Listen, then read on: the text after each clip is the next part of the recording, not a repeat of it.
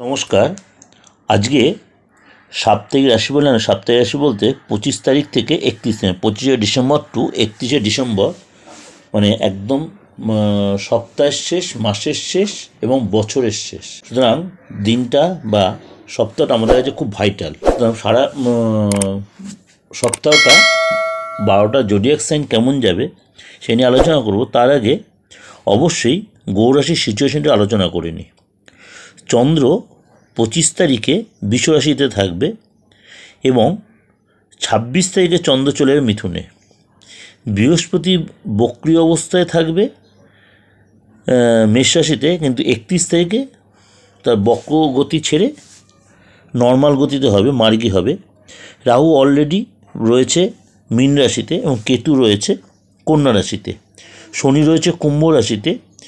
বুধ বক্রী অস্তমিত অবস্থায় রয়েছে ধনু রাশিতে রবির সাথে, কিন্তু বুধ চলে যাবে সপ্তাহের শেষে আপনার বৃশ্চিক রাশিতে। সেখানে শুক্রের সাথে জুতি তৈরি হবে এবং তার মানে অস্তমিত ভাবটা কেটে যাবে, কিন্তু বক্রতা থাকছে। এবং মঙ্গল সপ্তাহের শেষে অর্থাৎ 28 তারিখে চলে আসবে রবির ঘর, অর্থাৎ রবির সাথে মঙ্গল ধনু রাশিতে। রবি মঙ্গল জ্যোতি তৈরি হচ্ছে, এদিকে শুক্র আর বুধ জ্যোতি তৈরি হচ্ছে। এই সিজনে চন্দ্র আড়াই দিন অন্তর অন্তর চেঞ্জ হবে নর্মালি। এই সিচুয়েশনে 12 রাশির উপর কী এফেক্ট হবে সেটা আবার আলোচনা। কন্যা রাশি এই সপ্তাহটা কেমন যাবে? নতুন কোনো দায়িত্ব আপনার আসতে পারে।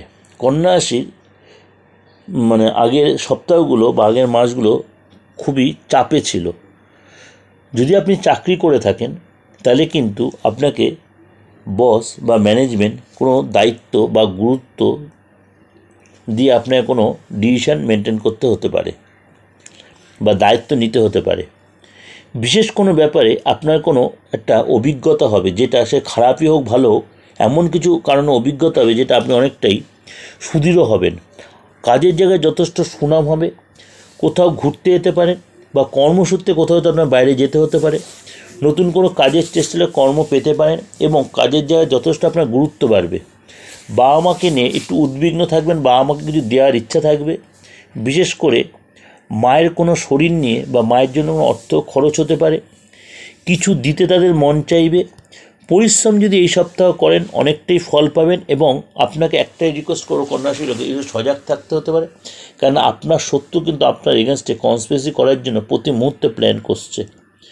কোনো গুরুত্বপূর্ণ বিষয়ে কোনো ডিসিশান যদি আপনাকে নিতে হয় তাহলে অবশ্যই কারোর সাথে কনসাল্ট করে নেবেন। এক চান্সে নিজের বুদ্ধিতে সেটা অ্যাপ্লাই করবেন না। হয়তো অনেক কোনো ব্যাপারে আপনাকে কেউ ইনসিস্ট করতে পারে, সেখানে প্রভোকেটেড হবেন না। আকস্মিক কোনো প্রাপ্তির যোগ হতে হবে 26 তারিখ থেকে 30 তারিখের মধ্যে। কোনো গুড নিউজ পেতে পারেন। খাদ্যের ব্যাপারে সাবধান, খাবার বা পানীয়র ব্যাপারে। বিশেষ করে পেটের কোনো প্রবলেম, মাথার প্রবলেম এবং ব্যথা বেদনার প্রবলেম কিন্তু আপনার ভুগতে হতে হবে। এবং কোনো ক্রনিক ডিজিজ যদি থেকে থাকে অবশ্যই সেটা কিন্তু সাবধান, এটা নেগলিজেন্সি করবেন না। অবশ্যই ডাক্তার কনসাল্ট করবেন, কেন আপনার ইউরিনাল ট্রাবল বা পটির কোনো ট্রাবল হলে আপনাকে কিন্তু খুব ভোগাতে পারে।